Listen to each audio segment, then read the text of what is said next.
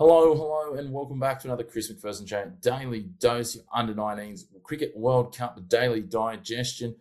Only a couple of games to pick through today, and of course, as always, if you enjoy your cricket content and your other sport content, make sure to hit subscribe, hit like on the video as well, it'll be wonderful, and of course, follow us along on our social media channels at The Chris Mac Show on Instagram, TikTok, Facebook, and X. You can find us all there in order to keep up to date with all your short sports snippets and other pieces of content that we post across the different platforms.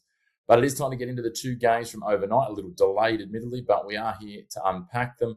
Let's start with the rain-affected game, those three men's names who are so oft rolled out in cricket, Duckworth, Lewis and Stern. We're involved again here, India for the second time, impacted by rain. Their clash with Bangladesh. It was the second game for India. We're yet to see New Zealand. We'll see them in action tonight, as we'll talk about in a moment. India, as I said, again, rain impacted. It was originally reduced due to rain once, and then it was reduced due to rain further later in the game. But it got down to 49 overs for India when they were batting. And in terms of it was an impressive performance by the Indians. Again, their wicketkeeper, Abhigyan Kundu, was the leading scorer with 80 off 112. A really good performance there.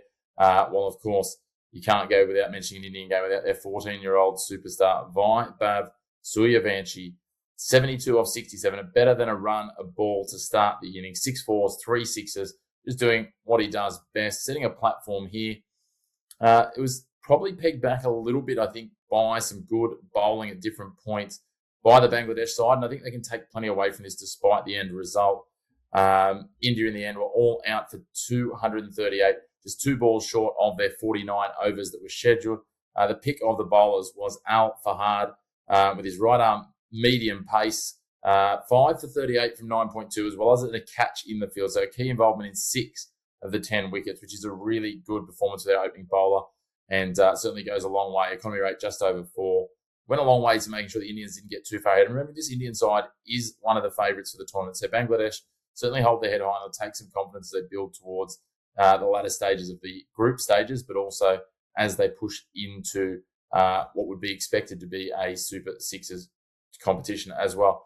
But for the Bangladesh side, they never really got a lot of start. There was a couple of partnerships for the second and third wicket in the 60s, also 56 and 44.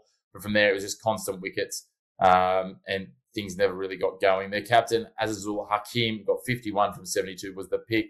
Their opener, Rifat Beg, as well, 37 at a run, a ball. But constant wickets, especially some great late wicket taking from Vihan Malhotra, who got 4 for 14 from 4 for the Indians, was absolutely a star with the ball, and was involved in 2 catches, including a caught and bowled as well. So that just pegged them back, and they were set, as I said, 239. They had some rain in the middle of their innings when they were 2 for 90 after 17.2 overs.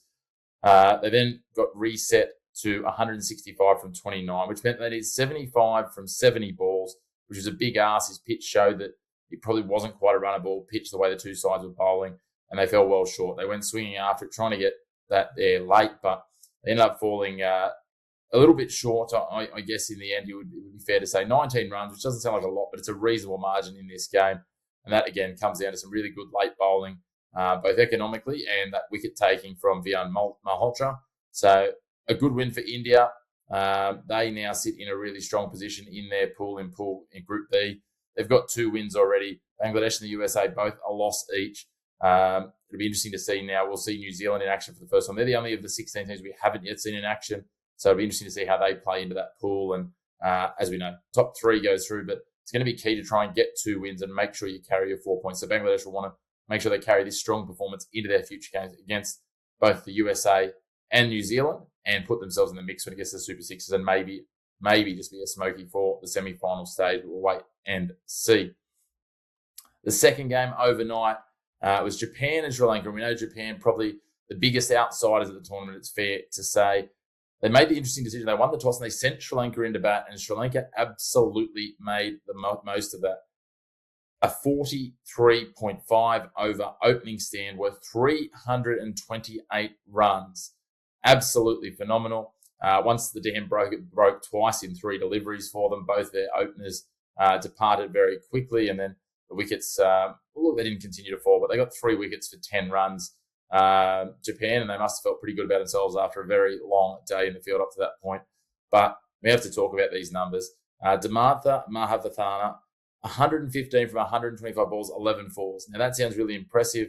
It is now the fourth highest score in this World Cup already. We've already had four centuries of 115 or above. But Viren Chamudatha set the record for the highest ever individual score in a under-19s one-day World Cup with 192 from 143 deliveries. The even more phenomenal thing about this score and the strike rate of 134, just 1-6. 26 fours, was absolutely clinical, carving the Japanese attack to all parts of the ground before being clean bowled in the 44th over just after his partner had disappeared. And that was phenomenal. 192, the highest ever score, beating the previous record of 191. Would probably be a little bit dirty. Double century there for the taking. Didn't quite get there. As we said, was another wicket departing. But disappointing for them. It was the first wicket from the bowling. The first wicket that fell was a run out, surprisingly, when Mahavathana disappeared back to the pavilion. So, Sri Lanka went on with it. Their captain, Vimath Sara, came in and got 44 off 24 deliveries. Continued to add to it.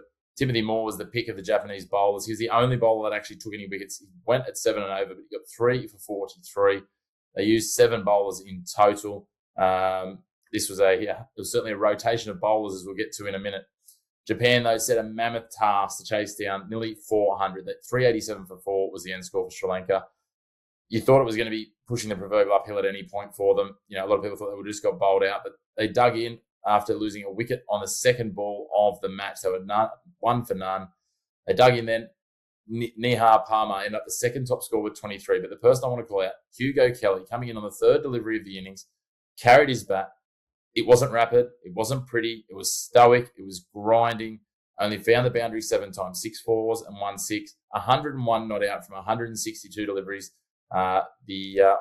The first century for Japan in a youth one-day international at top-tier level. So take a bow, Hugo Kelly. Unfortunately, he had very little other support. Only 3 other players got into double digits. We had 4 ducks and a 1 in that batting lineup as well. And eventually, not all out though, Japan. They managed to see out their overs. 8 for 184, a thumping 203-run victory for the Sri Lankans. The Sri Lankans, surprisingly, this used 8 different bowlers, with 6 of them taking 1 wicket. There's also 2 run-outs. But Sri Lanka, that'll be a huge boost for them. That sits them on top of the pool on net run rate. Net run rate of +4, which is absolutely huge. It'll be interesting to see what happens when Australia play Japan, because net run rates, depending on washouts with all the rain we're seeing, could really impact some of these pools. But that closes out yesterday's action today from 6:30 p.m. Australian Eastern Daylight Time. 3 games. We've got the New Zealand debut in the tournament, or not debut in the tournament, debut in this tournament, this edition of the tournament. First game up against the USA at Bulawayo. The USA had that first up loss to India. We also have Zimbabwe taking on England. Both these sides got wins in their first game. Zimbabwe beating, New Zealand was washed out. England beating Pakistan. That one will be in Harare. And then in Windhoek, the 2 sides that won in their first games. The Afghanistan side, after a win over South Africa, up against the West Indies, who defeated Tanzania. So looking forward to seeing what this can offer. It's going to be a great day with some interesting teams that are certainly pushing for semi-final berths. But as always, that's our under-19s. Make sure to tune in for tomorrow's update. The best way to do that, hit subscribe. We'd love it if you hit like on this video as well. Get involved in the comments. Let us know what your takeaways from this world record individual score in under-19s World Cups. Plenty of runs, plenty of wickets, lots of excitement, lots of names to watch. Until tomorrow, until next time you tune in to our channel, big thank you to you for tuning in. We look forward to talking to you again soon on your home with the Black and White of Sports. No grey opinions here.